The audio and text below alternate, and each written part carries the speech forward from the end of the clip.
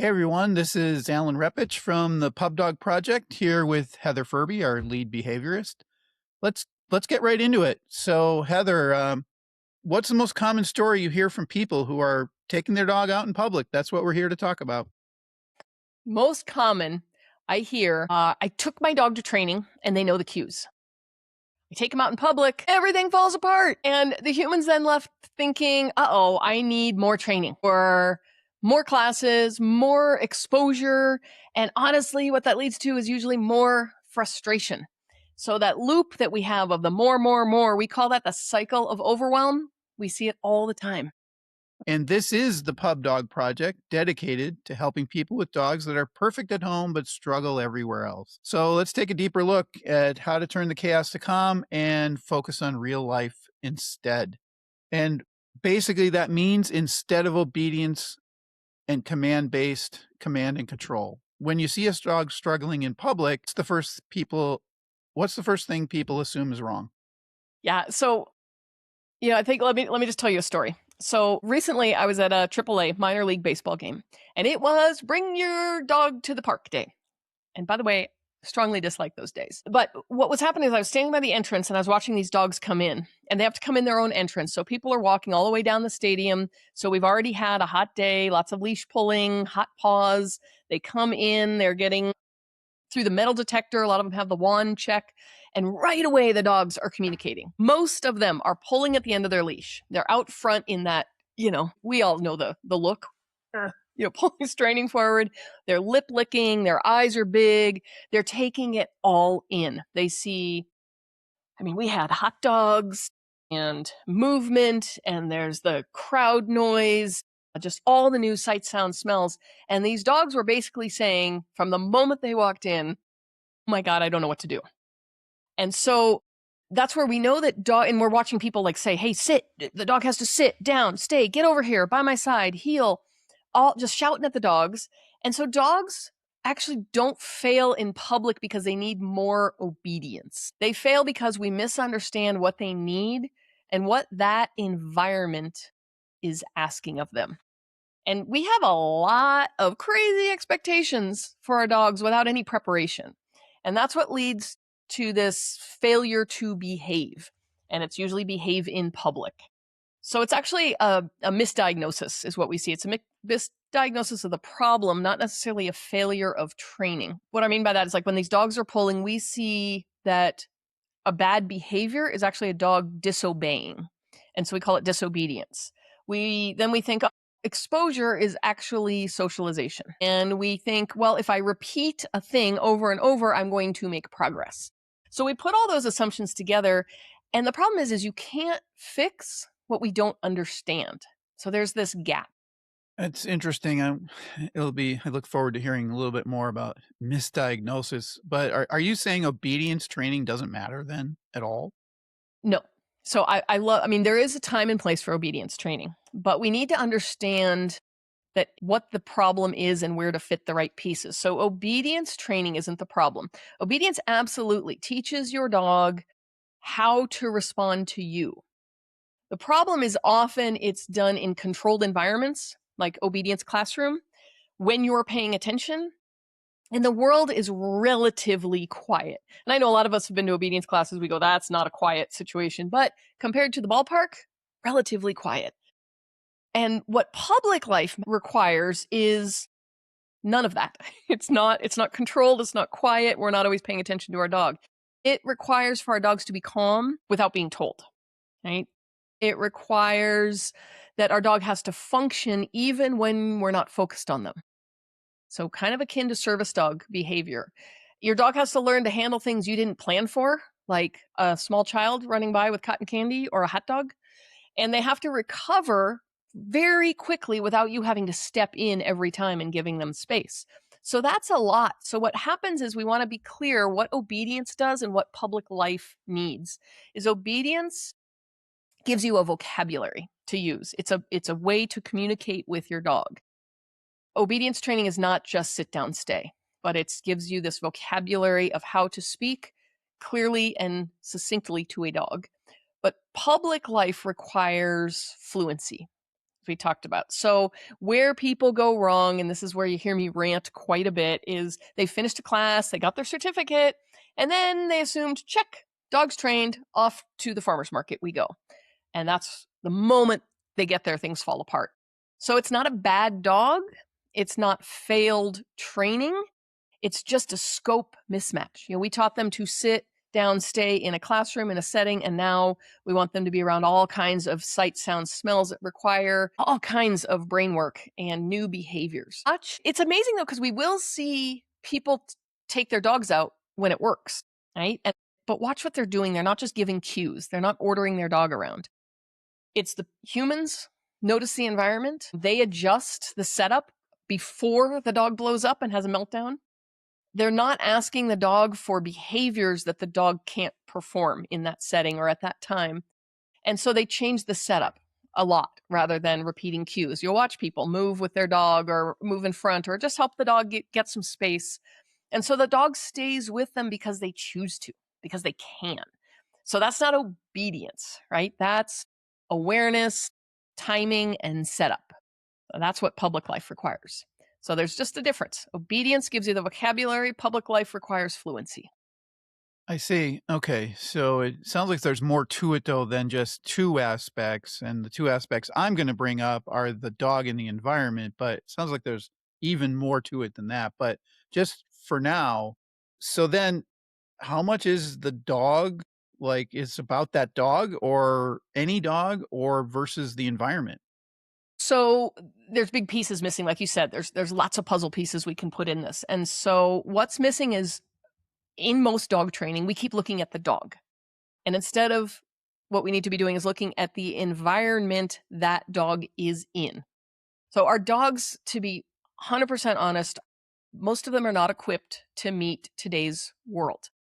So what I mean by that is, I don't know, it's like we figure that dogs are exempt from the animal kingdom, that they're just going to supposedly seamlessly adapt to us and our human world. And our human world is changing so fast, we can't even keep up to it. But somehow these animals that we exempt from the animal world are supposed to stay with us. And they're just simply ill equipped to deal with all the things we throw at them and we want them to learn. So most dogs are moving through environments where they have very little to no control over where they go. We have a leash. They have very little control over what they interact with. And then one of the biggest things is they have no real ability to opt out when something is too much. So when that environment creates so much pressure, like our dogs at the ballpark, all of that, the environment creates pressure, behavior becomes about coping, not performing. So that's obedience. We're not performing. I'm not responding. And there's definitely lack of communication and interaction with the human. So remembering that the environment creates pressure and then behavior becomes about coping and survival rather than working with and communicating. I see. Okay. So if we're controlling the environment though, and it sounds great for us. We can control everything. I was thinking as you were talking, I was thinking about dogs in strollers wearing hats and funny glasses and how you were saying that we forget the dog is part of the animal kingdom. Well, I guess that must be true just by example. But if we're controlling the environment, and that sounds wonderful for us, but what does that mean for the dog? So there's a lot, actually. Let me flip the story. I don't want to say like all dogs are bad. Let me tell you, remember when we went to a Giants game recently Yeah. and there was the dog. So here's the setup for those of you that weren't there. And Luna's having an opinion about life at the moment. So you're going to hear her barking in the background. So we walked by, the Giants game is getting out. I don't know, 40,000 people exiting San Francisco. We're walking by a marina and we were seeing all these little dogs because people are out just walking. And what was happening was one dog was off leash and wandering in a little green area and sniffing and looked very calm, lovely. And I remember remarking to you, where does this dog even belong? Like who's taking care of this dog? And at that Yeah. moment, we Yeah. heard this low level whistle that I can't even replicate. It was just kind of one little, and that dog stopped what it's doing, came running over to its owner or guardian that was right by the gate going into the marina where the boats are, And that's all it took. And the dog was happy to be there, gave up sniffing, was ignoring 40,000 people filing past, and ran right through this crowd, right over to its owner, and went in. And I remember looking at that going, my jaw dropped, went, how do we get that? Like, is that Yeah. nature, nurture? Is Yeah. there a way to train for that? And what we want to look at is how much freedom that dog had. And dogs ultimately, I think if we keep it in mind, when we put them in the animal kingdom, animals want freedom. We want freedom. That means freedom of choice, freedom of movement. And by contrast, when we look at animals in captivity, we can see the difference. We immediately understand it. When we go to a zoo or when the circuses had animals, we could see these animals behave differently. So when you remove control over the environment, and things like access to species typical behavior. I won't go down the rabbit hole for that, but what would be a typical behavior of the way dogs interact is usually not on leash where they're being pulled away. So we take away species typical behavior, we take away predictable social structure with an animal, we know we will get behavior changes. And in captivity zoos, we don't call that a training problem. We call it a welfare issue. But we take our dog and we confine our dog to a house or our yard. We limit their control over movement. We expose them to things that they have no influence over. They can't leave. And then we expect them to stay neutral in this really high stimulating environment, like a ballpark. And so fundamentally, it's not different from a captive animal.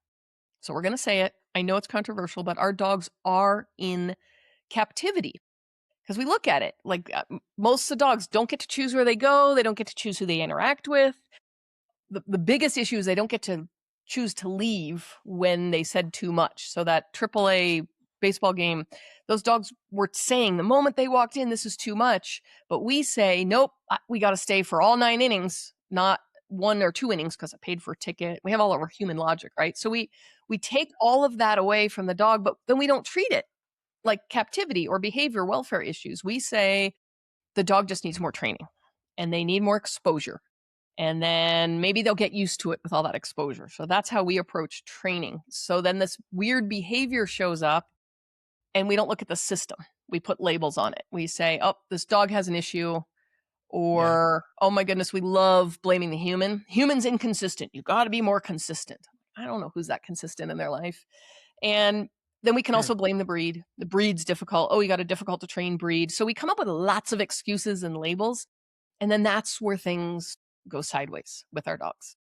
Yeah. So you mentioned a few things there. You mentioned at one point dogs that just kind of get it, or they have gotten to that point where they're just they get it. They're totally comfortable. Everything's great. But it also sounds like there's this dogs, and we talked about misreading, misdiagnosing what's actually going on and all that. So it sounds like there's dogs that are overwhelmed in public, and people are either choosing to ignore that or they don't see it at all. So why do we keep misreading them? Well, I think there's a lot of reasons we'd misread them. Obviously, we're human and we act like humans and primates, and we've got a different type of animal. But I think what we want to look at is how to start turning it around. So let's look at patterns, because patterns are the first thing that we can do to notice a behavior. And they usually go into 3 buckets. And so I'm not going to get too behavior stuff because we are talking about bringing our dogs in public. But the biggest thing is, how do we notice what these patterns are? So we start looking at patterns that are like there's stereotypy, stereotypy. I can never pronounce that word. Basically, it means repetition. Stereotypical? Yeah, kind of stereotypical, but it's stereotypy. Anyway, it's repetition, right? So it's when it's like a persistent behavior that happens. We can have redirection, which means we got the wrong target, or shutdown, which is actually learned suppression. So let's look at this in action. Is for livestock or zoo animals, we are much quicker to relate a behavior and a pattern, or a captivity, taking something away and getting a behavior.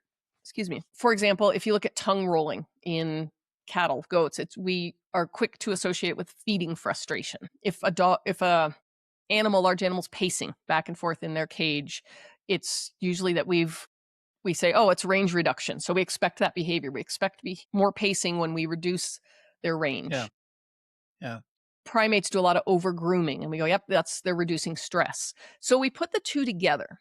But in dogs, this is where I said before, like we almost like we exempt them from the animal kingdom because we say, oh, they're barking and they're being disobedient as opposed to looking at anything else. Or my dog is reactive. So I say, oh, Yeah. that's a lack of training. You better get another trainer involved. Or they destruction. And we say, oh, that's bad behavior. So what it comes down to is we don't match it up to we've reduced a dog's ability to control their environment and we get behaviors. We think, oh, the dog's purposely and willfully disobeying me. And what the biggest difference is of why we tolerate this or understand it in livestock or zoo animals is we don't live with them day in and day out. I mean, there are people, when you go into real behaviorists that are working with Yeah. livestock, they will see distress signals and know what's good and bad. But with a dog, we think we have to change this behavior because we don't have tolerance of it, right? Because it's in proximity to us. And it's just purely inconvenient for a dog to be barking and spinning and destroying my life because I have to live with a dog. Whereas if a cattle did it, or horses, or goats, sheep, any other animals, zoo animals, we kind of go, well, I don't have to live with it day in and day out. So we see the Yeah. behavior and then we walk Yeah. away from it. So Yeah. the deal is it's the same mechanism that we have blocked a natural behavior. So there's displacement of that behavior. We just have different labels for it with a dog. So the animal doesn't have enough control. We start to see patterns. And we see this all the time, especially the more that we bring our dogs out in public. It's not Yeah. random. They are behavior patterns. And so what we see, let's be real specific, the repetition in dogs can be pacing, spinning, tail chasing, no, No, it's not jail casing. No. tail chasing, those kinds of things. It's the same behavior over and over. So that's the repetition side. Redirection, when they're stressed, we see that as chewing or grabbing something, barking at Yeah. the wrong time, the times that we don't appreciate their bark. And then we've got this learned suppression, shutdown. And this is where there's a huge issue with dogs in public because so many of them have done learned suppression. But what we see is that they're quiet, they're still, and we go, oh, what an easy dog. We have such an easy dog. And everyone loves that dog. But we're not seeing it, that it could be suppression. I'm not saying that all of it is, but there could Right. be a lot of just shutdown. And so we see it as the bad behaviors that they explode at the end of the leash. They're chewing everything. What we wanted is, oh, we want that dog to be quiet and just be our sort of invisible companion, right? And we don't want them to check out in public, but we really don't want to deal with them. So we've got the similar behavior, but other animals we ask, well, what's creating that behavior? And in dogs, we say, how do I stop the behavior? So it's like Yeah. same mechanism, same everything there. It's patterns that we look at. This is often what we're missing. And we just don't see, we skip the function of that behavior. Why are they barking? Why are they at the end of the leash? Why are they pacing? We just say, well, look, I see a behavior I don't want. It's inconvenient to me. So we Yeah. call that inconvenience of proximity. It's just really inconvenient to have a dog that doesn't just settle. Whereas if you had a chimpanzee that Yeah. doesn't settle or a lion that doesn't settle, it's a whole different case because we don't have to stay in with them. So I think that's one of the biggest mismatches when we bring our dogs out in public is we're just not seeing how these patterns show up. Yeah. So if a lion is not settling near me, I don't think I'm going to hang around too much either. There's a good point in that. You know, your primates don't settle. If you have an elephant swaying back and forth in your living room, Yeah. you tend to No. not, you No. wouldn't see it. So we just look at it at the zoo and go, okay, somebody else's problem. Of course, a lion or a tiger or a elephant is upset because we've totally changed their environment. But what have we done with dogs? You know, I've got a dog who's Yeah. barking right now because she wants to be out, and I'm controlling her environment by not letting her out. That's called captivity. It's controlling an Yeah. animal's environment. Yeah. Communication and understanding why it's happening. It's really kind of one of the core elements that we talk about a lot around here. But, you know, so the behavior keeps showing up. What are most people doing to address these quote bad behaviors then? What's their natural, normal, what do most owners do or guardians? What do they do? You mean after we yell and kick and scream? Well, that. Usually we yell. Yeah, that's a big piece. But we continuously think we can change a behavior. And so there's a whole industry around this. But we Yeah. we change this behavior through obedience training. That's the connection that we've made. If I tell my dog to sit, it will stop this behavior. If I tell my dog to stop barking, it will totally change its need and wants. Or if it's really bad, we go to medication. So we tend to go to obedience training, then we do medication, and then we go, well, I'm out of options. So, and I know we don't outright reject stress in dogs. In fact, it's becoming more and more prevalent and people are willing to talk about it, but we Yeah. label it still as fixable. We still think it's a fixable problem. And we're just one protocol away, one training thing away. What do I do? One doing thing away from fixing this problem. And that's just not the case, but we hold humans accountable for the Yeah. outcomes. So it's like we say, hey, you just need the right thing, then this problem will change and go away. So what do we do when we show up? That was your question is, we repeat cues.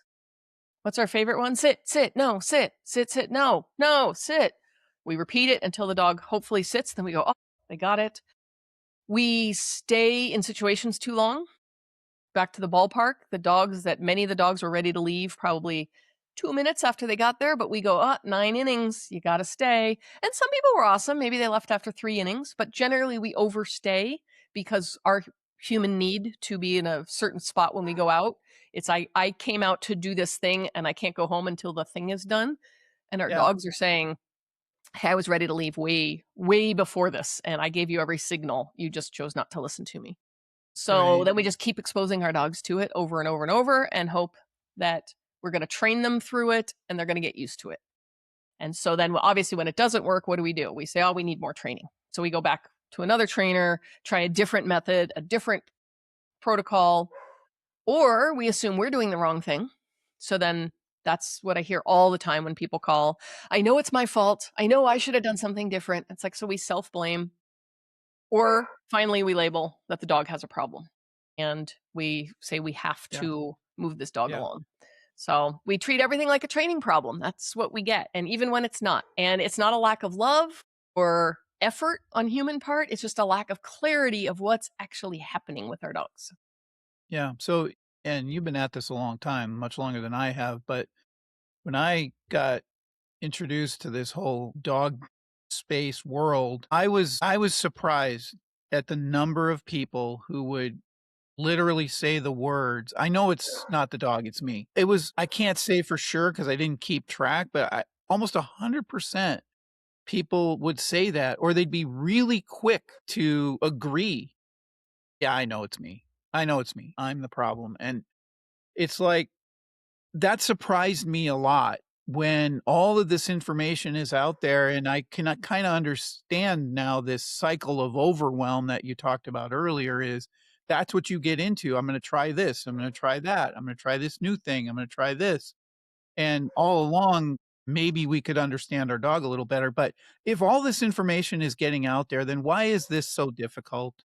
It because well, so I'm going to blame humans, right? Which is the very thing I say. Like we're talking about self-blaming. So I think Yeah. two things, and I don't want to go to a big tangent, but the self-blame thing that was brought up by a lot of public media, big personalities that had dog training shows, where it was always about like, oh, dogs do synchronize with us; they match our energy, so that we are always trying to say, well, then it's the human's fault, human's error.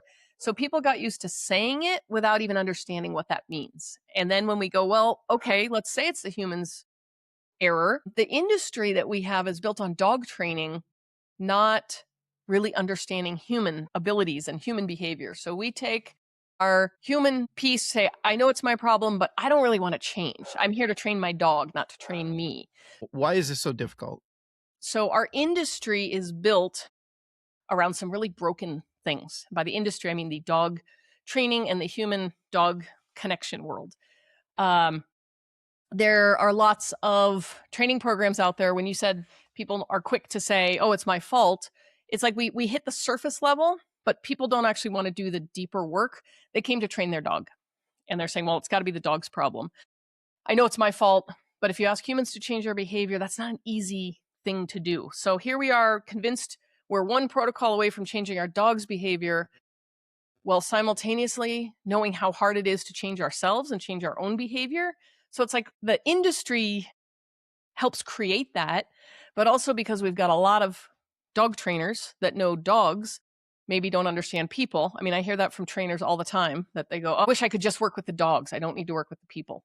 So the ecosystem is built on behavior modification, which we call BMOD. That's a big one. Everybody's a behavior modification specialist now. We have skill acquisition, which is the obedience, sit down, stay. And then we want human compliance. It's the other number one thing that we talk about at almost every training.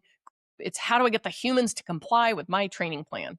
So it's like we set people up for failure in this, but the system is built on it, which is how many sessions will it take to change my dog without me being inconvenienced? And we're basically saying, hey, it's Yeah. solvable. Whatever the issue is, it's solvable if you just use the right method, tool, protocol, outline, whatever it is, versus what we talked about previously on captivity, which is this very well could be a predictable situation based on and a predictable response based to the environment, based to the lack of agency, control over my environment.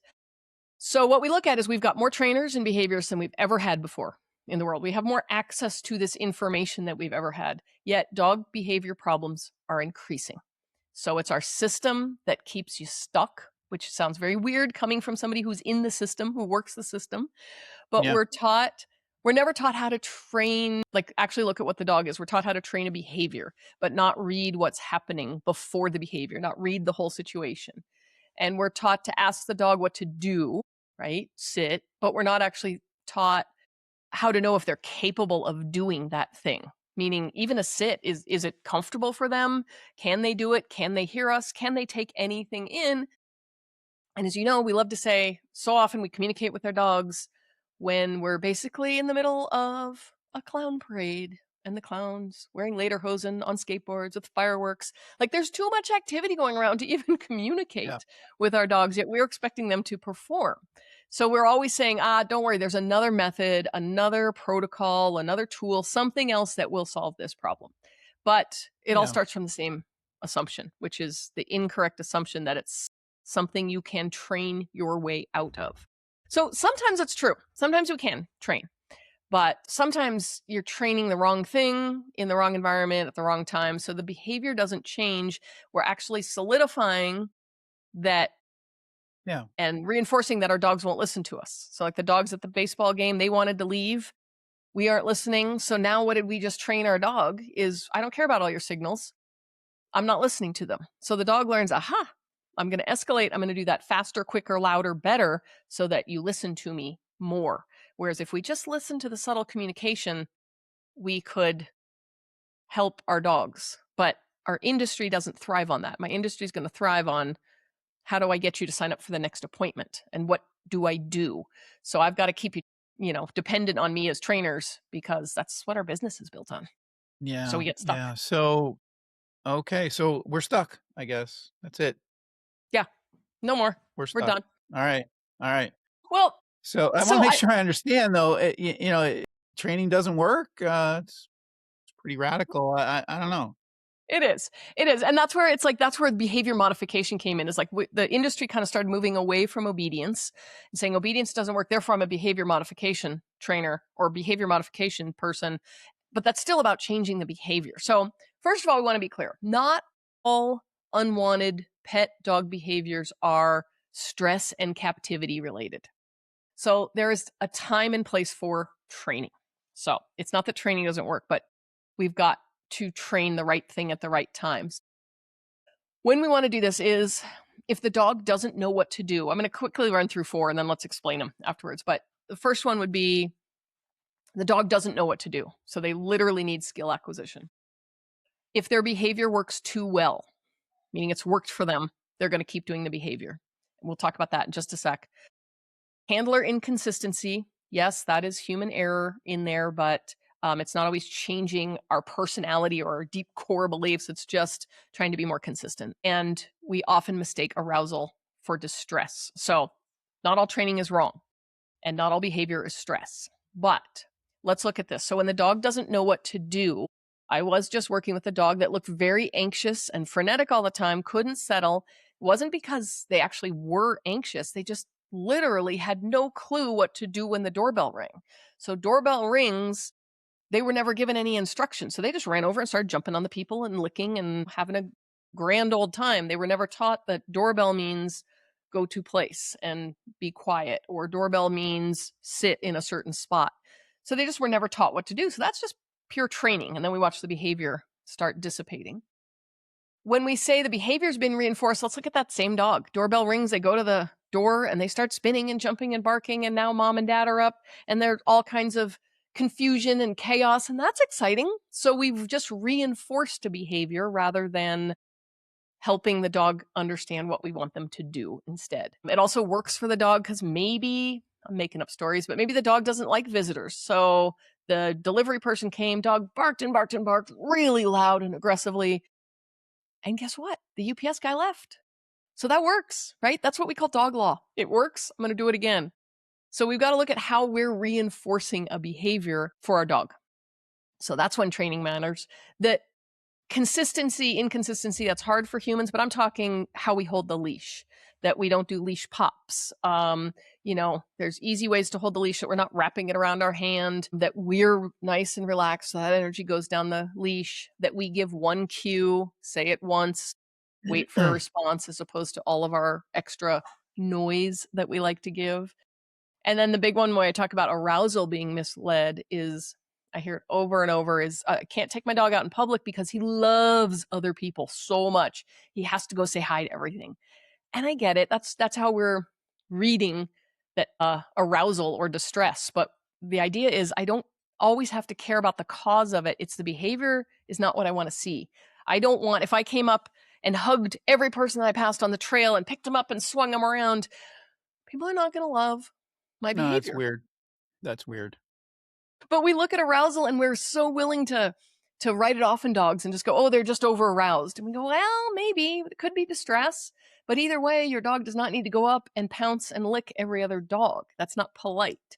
So that's where the human side comes in of consistency and misreading. Oh, training absolutely matters. I want to say that, but only when it's applied to the right problem.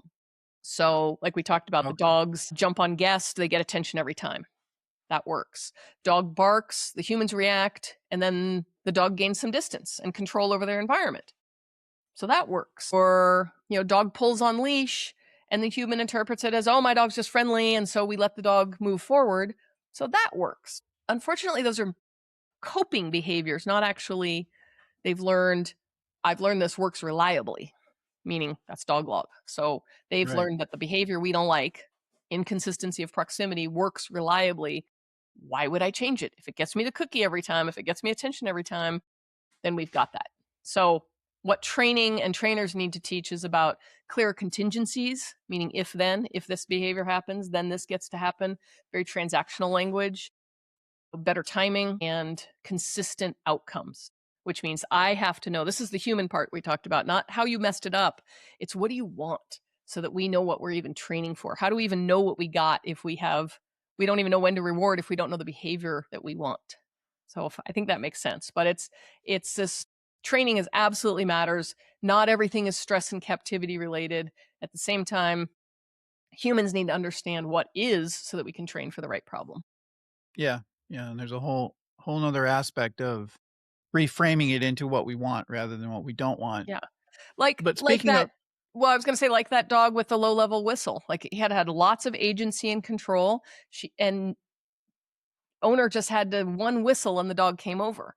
So I don't want to say that we can train every dog to do that, but my guess is, and again, I'm making up a story, but my guess is they lived in a confined space on a boat. They rely on each other and in space a lot. Dog probably has never been allowed to repeatedly run off and not listen, because that just wouldn't work in that environment. You'd have a dog overboard. right. Yeah. So that's what I'm talking about. Consistent outcomes is it's consistently worked to have that dog come back, and the dog knows that's the best deal in town.